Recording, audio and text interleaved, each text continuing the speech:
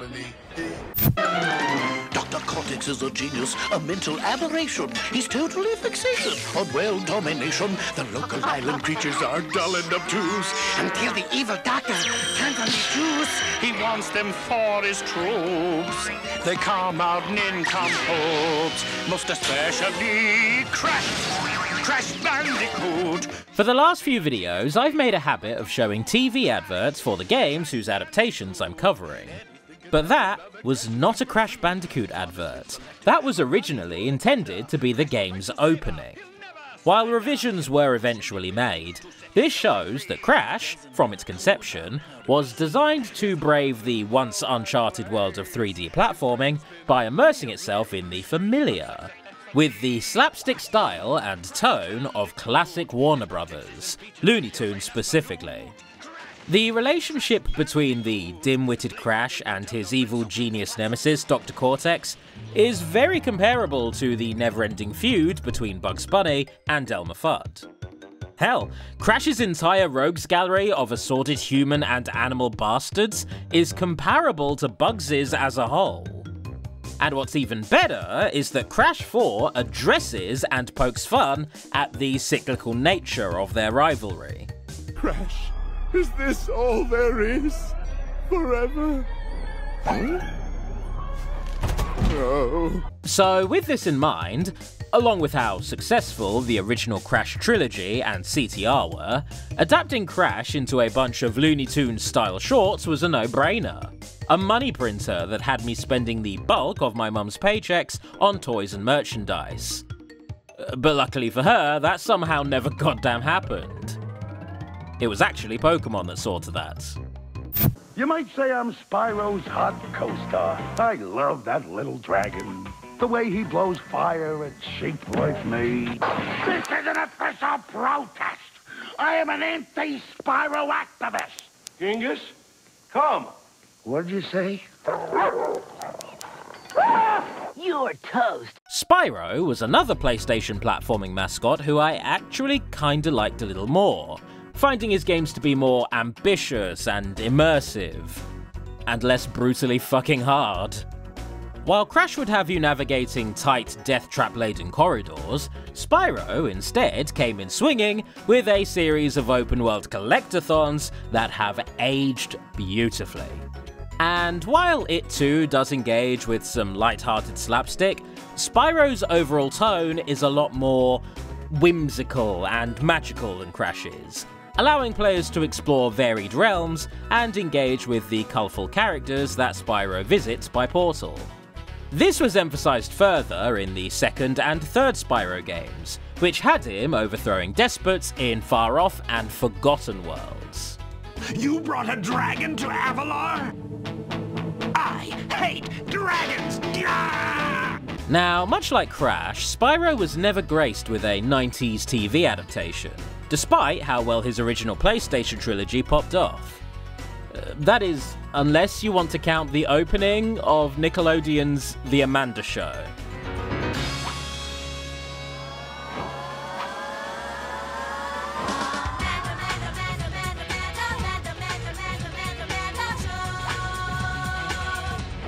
That is just weird. I can't think of any other instance of a random song from a game's original soundtrack being used wholesale for a completely unrelated TV opening. I mean, you know, props to Stuart Copeland, get that back. It's just a bit jarring. Now, due to how differently they played, along with the healthy relationship between Crash's Naughty Dog and Spyro's Insomniac, the two of them didn't have a bitter rivalry like, say, Mario and Sonic. In fact, Crash and Spyro's original games would incorporate secret demos for each other, both would eventually engage in crossovers and cameos, and both would be condemned to the exact same fates. Their original devs would move on to PS2 mascot duos, before pivoting into uncharted territories, leaving the poor sods to be constantly reinvented and rebooted by a bunch of third parties, all of them being limited in budget, crunched for time, and forced to release products that can only be described as... okay. I mean, I like the aesthetics. Zook's gotta get through that gate. Blow it up! Wait, he's got the key. Who cares? Blow it up! Zook's in. Now he has to get over that wall. New idea. Blow it up! Is that your answer for everything? I couldn't hear you because it got blown up! Now, one of these projects, in Spyro's case, was Skylanders, arguably the first notable Toys to Life series, setting the stage for LEGO Dimensions, Disney Infinity, and Amiibo as a whole. Skylanders starred a horrifically ugly redesign of Spyro, as well as a bunch of characters so one-note, unmemorable, and unimportant by design that I can't remember any of their names without glancing back at their Wikipedia entries. Except for Stealth Elf. I remember her name because it rhymes. This is the intellectual property that gave Crash and Spyro their first joint TV adaptation. Now, I get that a lot of you are probably nostalgic for the Skylanders universe, and I want it made very clear that I am not going in trying to hate this show. In fact, I don't hate it. After bouncing off the original game and pre-screening an episode of 2016 Skylanders Academy for this video, I've learned that I am painfully ambivalent towards Skylanders, despite actively trying to care. I don't think I'm going to have much to say about Skylanders Academy, because what you see with it is what you get. Solid animation, really good voice acting, genuinely great voice acting, good visuals, and a very stock story about heroes fighting villains to protect a magical kingdom. There was exactly one character in my pre-screen who I liked and wanted to see more of, and it wasn't even Spyro. It was one of the villains, whose defining trait was being bored and uninterested with everything going on around him. I guess I could relate. But I am an optimist. So for this video, I'm going to fully watch every episode that features both Crash and Spyro. The TV crossover I would have killed for as a kid. And I'm going to see if I come out at least feeling something. And when all is said and done, I'm ranking my feelings on a scale of 0 to Glumshanks to 10. Hey, yeah, we should come together. Let's be heroes in the night. This opening looks and sounds like a K-pop fan cam on Twitter. And no, I will not be clarifying what exactly I mean by that. Season 1, Episode 9 is called The Skylands Are Falling, and starts with a simple tone setter, having the Skylanders fail to protect a statue of relatively little significance from a bunch of random mooks who really hate statues. This failed mission has Spyro asking Pop Fizz, the inventor guy, if he can invent something that'll preempt evil deeds before they can happen, a la Minority Report. We then cut to Best Boy Glumshanks, who is summoned by his master, Chaos. I thought we agreed to meet each other halfway, if you needed me, sir. Yes, well, giving you false hope is one of my favorite pastimes. Now, I'll never have a bad word to say about Richard Stephen Horvitz, but the man's distinct voice does get him typecast a lot. And in this case, we have an antagonist with the megalomaniacal ambition of Invader Zim, but the maturity and common sense of Billy. And in this episode, he's created a gem that allows him to see directly into people's futures. You could use that to plot a successful attack on the Skylanders, because you'd see their every move coming a mile away. No. I'm using it to see my future with the Golden Queen. Being too dense to acknowledge the gem's potential, Chaos fobs it off to Glummy here, who then fobs it off to Pop Fizz. Hey, don't I know you? Not in this hat, you don't. With the gem, Pop Fizz creates his Minority Report machine, and the Skylanders use it to bust their goofy rogues gallery before they can even do anything. Busted, Vegehead, before you could do anything truly heinous. Yeah, it seems fair. I was considering a little Grand Theft Auto later. With all evil completely ousted, Master Eon offers all the Skylanders their evenings off. which Spyro, being an overachiever, refuses. I'll rest when evil rests. In peace? I'm taking night patrol, guys. And under Spyro's overzealous eye, the Skylands are completely safe from any or all would-be crime or villainy. This leaves the rest of the team to go and live their own lives, while Chaos is completely stymied. I'm too depressed to sleep because of those sky pukes and their pre-evil detecting ways. Any chance you are likewise too depressed to throw a boiling drink in my face? Oh, I suppose I could get up, put on a fresh robe, throw this scalding hot beverage in your face. Ow. It starts to hit the fan though, as the Skylands are threatened by an ominous black void that begins absorbing everything. With most of the Skylanders now out of practice, they decide to let Spyro fly in and deal with it himself. We totally made the wrong call. That swirly ball got 10 times bigger while we stood here. It's getting bigger with each passing second. Now, I'm not saying it's definitely chewing up the very fabric of space-time as we know it and will likely destroy our world, but that's probably what's happening. Okay, so given how overly expository, meta, and self-aware this show's writing aims to be, I don't know if that blatant tell-don't-show is the joke.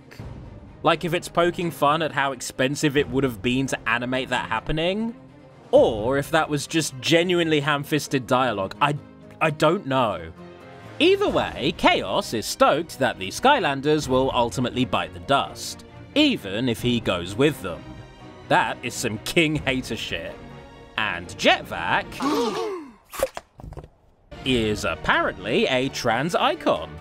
Happy late Pride Month. From within the void, Spyro realizes that his actions have created an imbalance in the universe, which is now at risk of falling apart. Destroying the vortex from within, Spyro unleashes a wave of malice that re-emboldens the Skylanders' once cowed rogues gallery. And with things back to the status quo, Eon here reveals that he knew all of this would happen, but let it play out anyway to teach the Skylanders a lesson. Dick move. That cataclysm definitely had a body count. But more importantly, the tear in space-time brought somebody with it. What is your name, young man? Crash Bandicoot. And I have no idea how I got here. No! Last thing I remember. Why?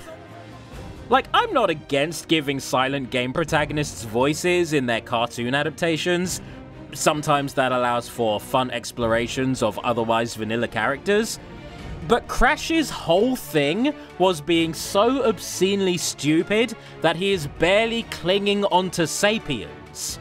Much as I love the touch of giving him an Australian accent, that really works, Crash should never speak in full sentences. That feels illegal.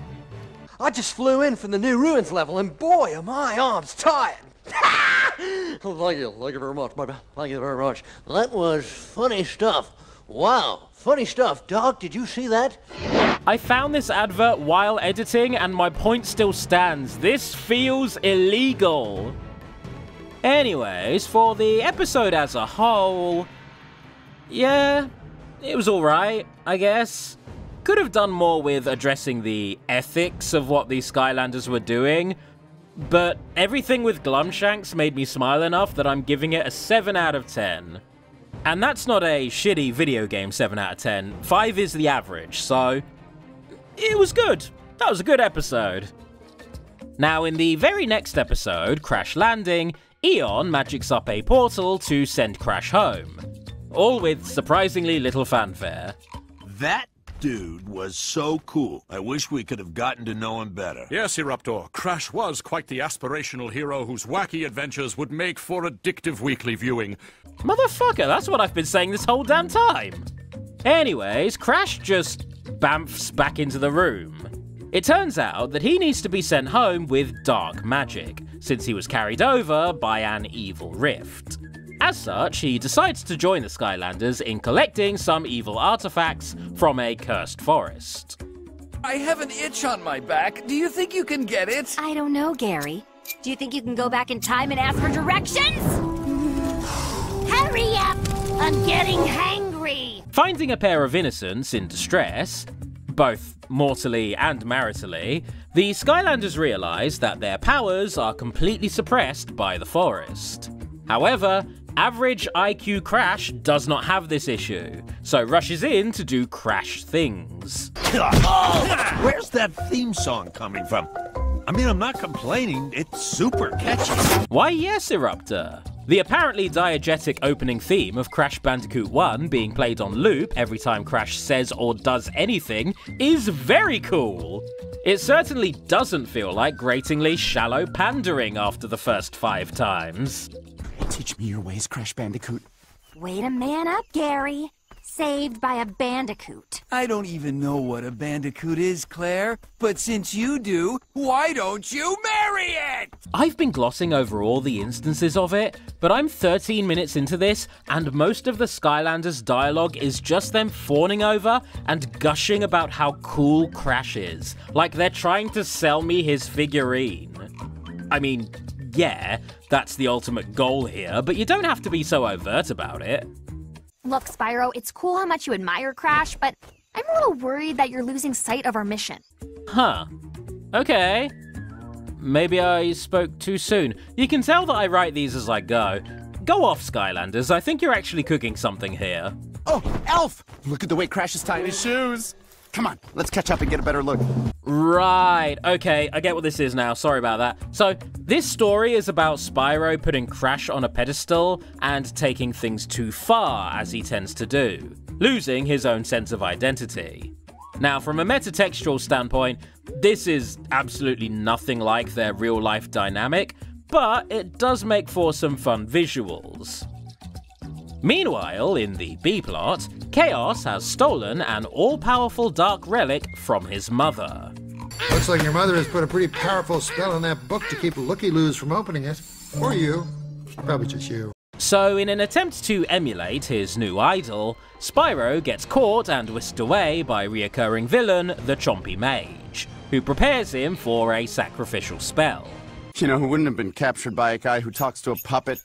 Crash. You know, as much as I'd love to hear more about this fella you obviously have a man crush on, spells don't cast themselves. Well, I'm glad he said it. I was going to describe Spyro as having a crush on Crash 2 interjections ago, but I was worried it'd be misconstrued as homophobic. The A and B plots then collide, with Chaos and Glummy turning up to get the book opened, only to realise that they now have a potential hostage to barter for. How about the whole book for the whole dragon? No way! 4 spells! 8, 2, 12! Look, you need a Chompy summoning spell, and I know there's one in there. So are we gonna do this thing or not? However, the mage then gets very power-hungry very quickly, prompting Chaos to blast him with dark energy. Chaos then steps in to straight-up murder the guy for not treating him like a credible threat, and I was actually a little thrown by the tonal whiplash here. Oh, extreme takedown! Huh. Well, there's something I somehow only just noticed. Crash keeps describing everything he does as extreme. They gave my boy 2 working brain cells to rub together, and he turned into Australian Poochie. Extreme exit! Extreme rescue mission! Extreme shock reaction! Always recycle. To the extreme! Busted! Moving on to the episode's climax, a 3-way fight then ensues, with an unnerved Crash diving in to steal the book. So with the villains beaten and a dark artifact acquired, even if not the one they originally went for, Eon is able to send Crash home. Crash! It is time! I can't thank you enough for all you've done to help me, guys. We'll meet again soon, Okay, buddy. I do like Eon's subtle annoyance at everyone doing the emotional goodbye cliche just as he starts exerting himself. That's very good. Anytime now, Crash! Anyways, Chaos understandably gets a bollocking for stealing his mum's artifact. Not for letting it fall into the hand of the Skylanders, though, but rather for leaving it open for the other villains to take for themselves. Cue season finale stinger. Cassandra's all-powerful book of dark magic spells. And we know who has it. But we're just here for the Crash crossovers, and honestly, God, this version of him just ain't it. He's just an Aussie bloke who says the word extreme a lot, and he has none of the goofy, dim-witted charm that pretty much every other incarnation of him lives and hilariously dies by. If I was rating this episode purely on how it used Crash, I'd have given it a 4 at best. But Spyro's goofy crush, the villain's infighting, and the well-integrated progression of the show's main plot managed to bump it up to a 6 for me. Slightly above average, but still well within the Glumshanks zone of my scale. And you know what? I've got to say, resounding meh aside, giving media an arbitrary number value based mainly on vibes, that's really fun. I can see why internet critics like doing it so much now. I'm not going to make a habit of it, don't worry, this is like a one-off, but still, yeah. Skimming through the plot of Season 2, it does seem to go to some interesting places, integrating both Cinder and Malifor from the Legend of Spyro series. But we don't see Crash again until the third and final season. By this point, the major plot thread follows a new main antagonist, released from the aforementioned book, named Strikor, and his corruption of Spyro, turning the dragon into a reimagining of his dark counterpart, also from the Legend games.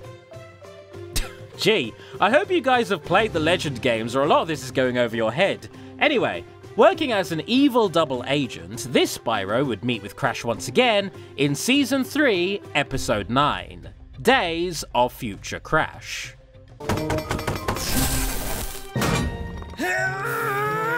You have got to be kidding me! Stupid wumpin' puzzle box! Wow, he really has been corrupted. His voice sounds like it's been warped from Justin Long's to Jason Ritter's. Now, in a bid to break into the big Season 3 MacGuffin, which is somehow tied to Crash's Wumpa Islands, Spyro comes up with an idea. Maybe we don't need to travel to another dimension to talk to Crash. Maybe we just need to travel to another time. Huh? After a vastly improved opening sequence, which keeps the motif of introducing the cast, but in a more dynamic and visually striking fashion, Spyro and Eruptor steal Jet-Vec's time disruptor, and use it to warp back into Crash Landing. Did it work?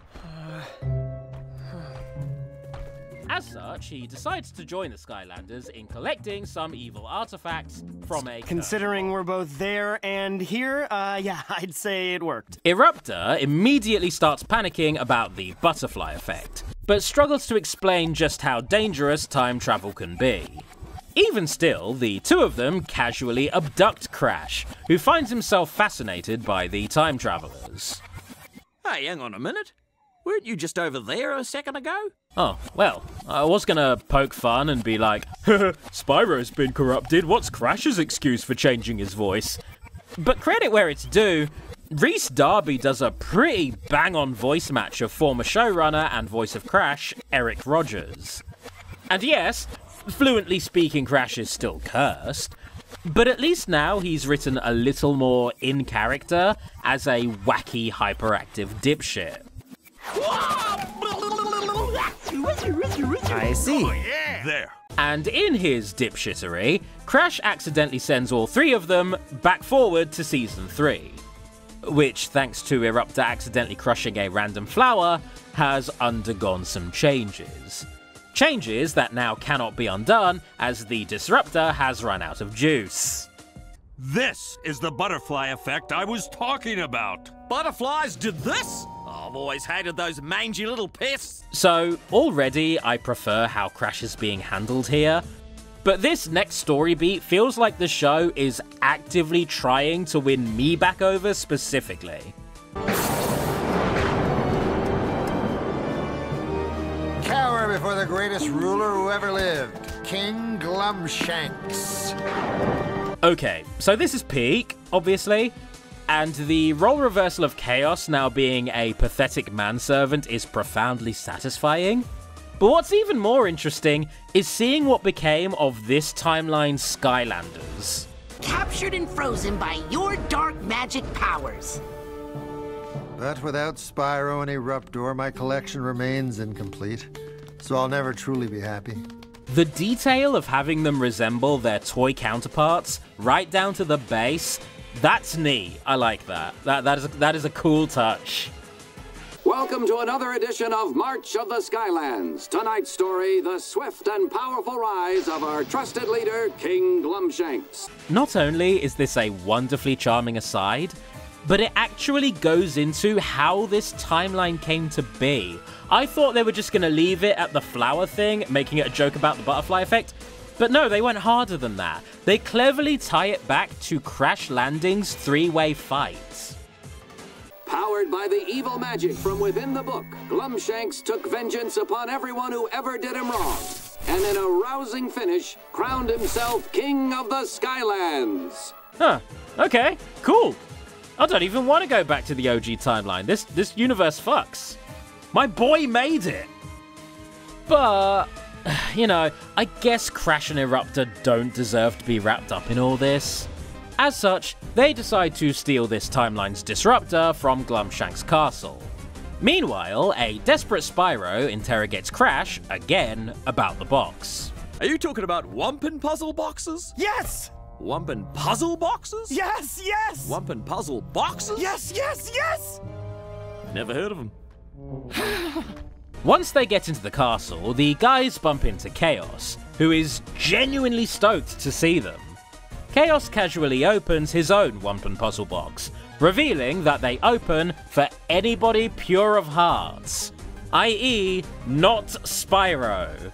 And from the box he produces a key that he uses to hand over the disruptor. Before they leave though... Oh no, it can't be! Eruptor realizes that even if they do go back and fix things, this timeline could still run concurrently, and the people within it would continue to suffer.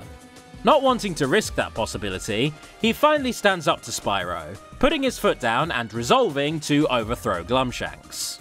Who cares about this timeline? It's not our timeline! Skylanders help people, period. Especially each other. I'm done cutting corners. We're not going anywhere. Now let's defeat Glumshanks. I believe you mean King Glumshanks.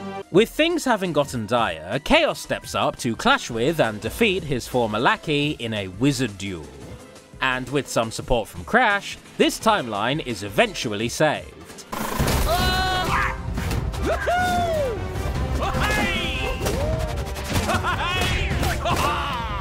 In the end, everyone is sent back to when they should be, and Spyro is left with the conundrum that he cannot open the box in his current state. Who knew being evil was going to be so inconvenient? Aside from Crash still describing everything as extreme, and an unfunny running gag I kept glossing over where the main characters would clumsily allude to Back to the Future without directly saying it, this episode was pretty goddamn solid. 8 out of 10. If the final episode of Skylanders Academy is able to stick the landing, I think I can wrap this up with the assumption that this show improves over time, and is therefore worth watching. And of course, if you're already sold on it, do go watch it before I spoil the ending for you. Meet the Archaean Concatron, forged from pure Traptanium, the only substance strong enough to destroy the core of light. With a stonking great mech, Chaos takes a final stand against the Skylands, having overtaken and forsaken his father, Strykor. With his own mother also teamed up with the Skylanders, this leaves Chaos to take the role of full-on lead antagonist once again. I need only snap my fingers, and my army will take you down. Clowns, attack, and bring me my iron fist! Yeah, we're good. Not my cup of tea. Plus, I think my souffle is about What? What is this? Well, clearly, this is the show trying to win me over at the 11th hour by means of a Glumshanks clone army. And it's working. I'm an easy guy to please. I'm done talking. Next stop, core of light. Later, haters. Huh. If I had a nickel for every time I heard a video game villain say that while piloting a giant mech, 2 nickels, etc. So, Skipping over all the conclusive plot beats, which I'm sure are wildly satisfying if you've watched the full show, we eventually reach the stage for the final battle. And with it... Holy dooly! Impressive bucket of bolts, mate! I have got to show this to my sis Coco. You know, Crash, you've referenced Coco in most of your appearances, and at this point, it does feel like an empty promise of fan service. Oh, shit! Never mind! Yawn. A couple of rodent superheroes from down under are supposed to scare me? A rodent superhero? No, but a genius inventor capable of harnessing technology to her whim? Maybe. Her design's a little funky, but that is definitely Coco. So the Skylanders engage in a solid final fight scene. But honestly, stealing the show from them is Eon's wizard duel with his twin brother, Strikor, which eventually ends with the latter being banished to another realm.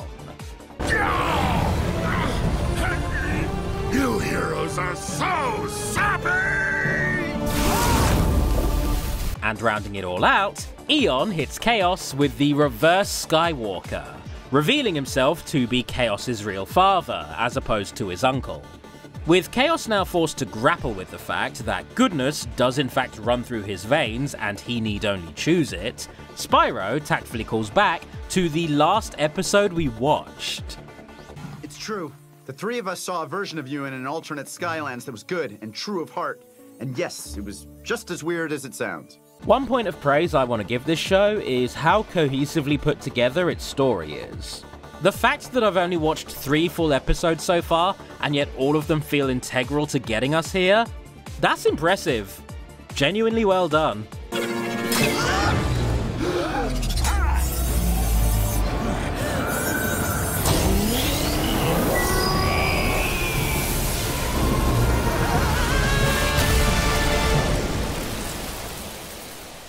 Well, shit. So Eon fucking dies. The last third of this final episode shows our heroes, especially Spyro, having to adjust to life without him. Sure, why wouldn't I be okay? I only inadvertently kicked off a chain of events that led to my mentor and friend being vaporized in front of my eyes. That was sarcastic, by the way. Well, Spyro, if it makes you feel better, it was Pop Fizz who threw the boomerang. And it was Coco's boomerang. So if anything, you should be side-eyeing those two. And if not them, then Chaos, whose unintentional patricide has gotten him incarcerated. Not sure why I thought a couple weeks as an informant would have erased decades of being your accessory to evil, but c'est la vie. Let my boy go. Let my boy go! Not before you scream. Damn, Eon, from Vader to Obi-Wan. Now, this is where we get a really unfortunate cliffhanger ending, leading up to a Season 4 that would eventually be cancelled. With his newfound ghost knowledge, Eon offers to guide Spyro to meet his long-lost family. And Spyro obliges, assumingly ready to journey to the Dragon Realms from his home series.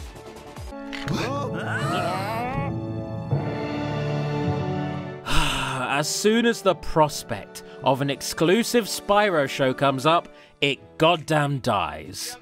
I don't know whether to blame ActiBliz or Netflix for this, but fuck 'em both anyways.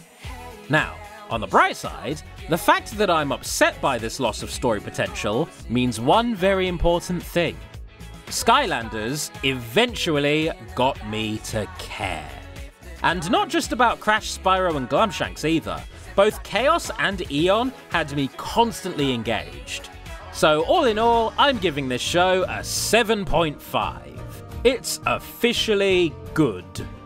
Or at least good enough for me to be annoyed that it got cancelled.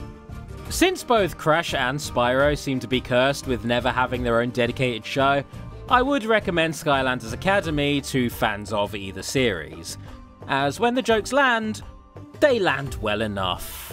If you do go watch it, do let me know if there are any banger episodes. Wrapping this all up, I'd like to give a huge thank you to my patrons. Anonymous, a pair of Dan Browns, Fitzwilliam Ramsbottom, Locomossi, Neve Calderwood, Pixel Pusher, Ravi Poodle, Shameboy, Thomas Walker, and Tomb Pirates. Also, big ups to One Poker Hen for the thumbnail artwork. You should commission him, he is amazing. You know the mad scientist from the last Crash Bandicoot, Dr. Neocortex? He's back! Oh, I hate it. Went to one of those Oh God, make it stop. He says he's going to help me out this time. Yeah, help me out. You know what I told him? Why don't you take a 12-step program off a 10-step pier? And his motley crew is back as well. His Why is it still going? Ripperoo.